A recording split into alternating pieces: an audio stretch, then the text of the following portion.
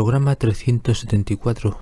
La búsqueda del conocimiento de Dios, el mundo y el hombre.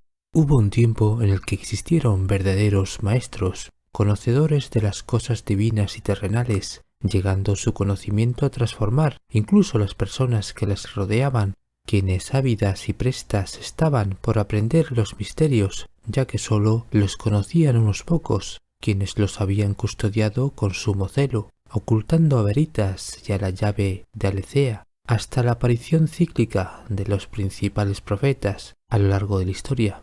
Sin embargo, una vez que desaparecieron de la faz de la tierra, el conocimiento que habían dejado en legado a sus discípulos volvió a ser ocultado y codificado, incluso manipulado y falsificado. Hoy en día solo hay información y desinformación para quienes alimentan a su propia ignorancia, ya que muy pocos llevan a cumplimiento el último sermón del profeta Muhammad. Muy pocos aman a su prójimo como a sí mismo, y aún son menos los que son capaces de reconocer las enseñanzas de Jesús. Igualmente, muy pocos son los que preservan la genuina filosofía de Siddhartha Gautama, así como muy pocos conocen la filosofía secreta de Platón, y muy pocos comprenden las historias de Moisés y Abraham. Las jerarquías religiosas os exigen fe, pero no os entregan el conocimiento.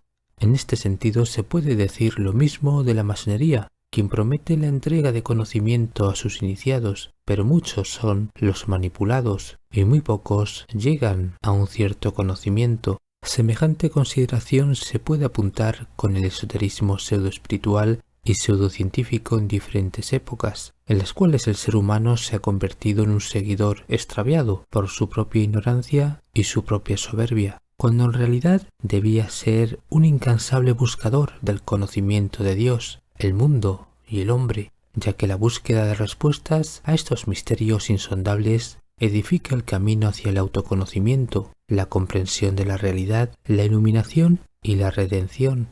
Solo unos pocos humanos entienden que la vida es un viaje iniciático por el universo y por todas las dimensiones del árbol. Saben que no pertenecen a este mundo, solo están en él, pues pertenecen a otros mundos. Y sin embargo, la mayoría de humanos no tienen la voluntad de trascender, pues profanan el templo y mueren repetidas veces dentro del círculo.